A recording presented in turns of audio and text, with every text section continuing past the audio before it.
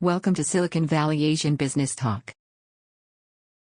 Hello, everyone. This is Roger Chen from University of San Francisco Center for Business Studies and Innovation in Asia Pacific.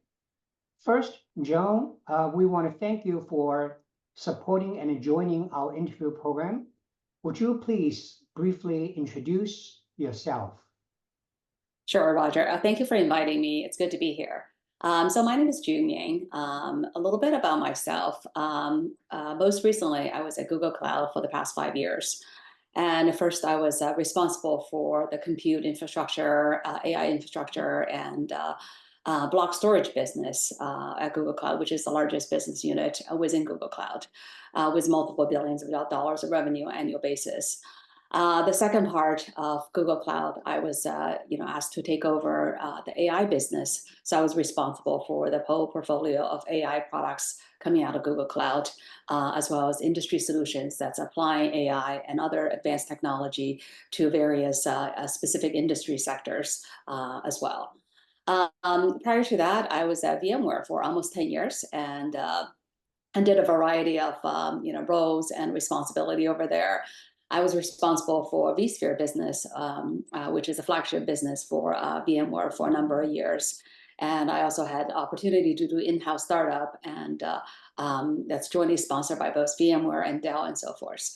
And so it's been great to kind of running and scaling different business inside these corporations. And currently, I'm on the board of several corporations, both public and private. So I think certainly being able to innovate and scale businesses are really, some of the key discussions we have at the boardroom as well. New venture and core business, how much separation? So I got two more new questions. One is about the organizational issue for Horizon 3 projects. Based upon your experience, do you think it's better for companies to do the Horizon projects in the separate entity or independent departments units rather than combine them into the mainstream organizational system? What's your thought on that? I think both can work. I think it's really come down to the people that's running the organization, right? Like I've always had Horizon 3 type of kind of projects or bets in my organization, because I felt like it's a vital portion of this business over here.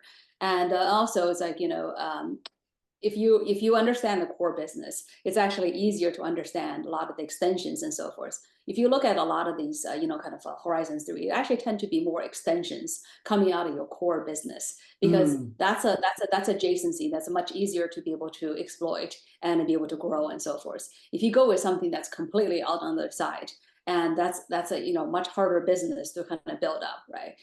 So I think you think about a lot of the adjacency sort of Horizon 3 type of business. I think that's much better to be done within the larger organization.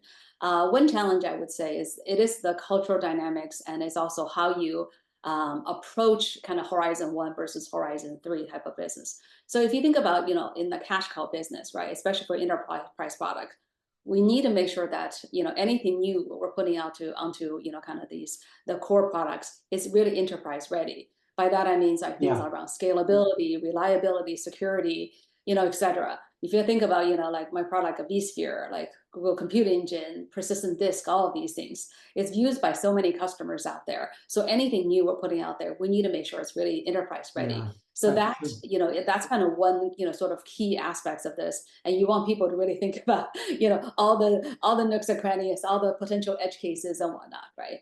Whereas in the Horizon 3 type of project, I need people to be scrappy. And, at that point, you don't really care so much about enterprise readiness yet. You're really trying to see, okay, is this product has a market? Do customers care about this? And do we have something that's differentiated over there? So you think about one is very slow and steady, but really careful orchestration versus something else that's, you're actually building prototypes, you're scrapping, you want to sort of do for the fail fast, sort of approach.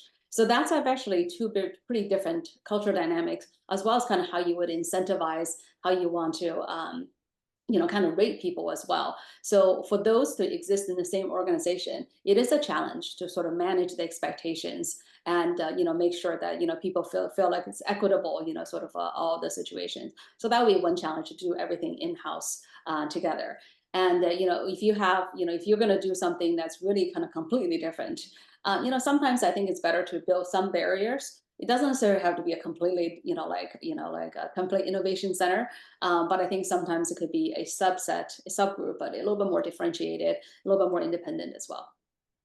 So in other words, actually, it seems to me you're saying, even an H3 projects is under the same umbrella organization as H1, but from operation perspective or from the specific, let's say, the management perspective, you still give this H3 project or team some kind of autonomy, which make it separate from the H1 because the culture, the process is very different. Even the team might be different. Is that correct?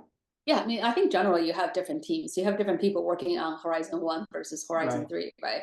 Depends on how close, the Horizon 3 is to the, Horizon 1. If it's very close, and I think, I tend to sort of have them sort of organizationally closer as well. But if it's more separated, the organization can be more distant as well. Thank you for watching.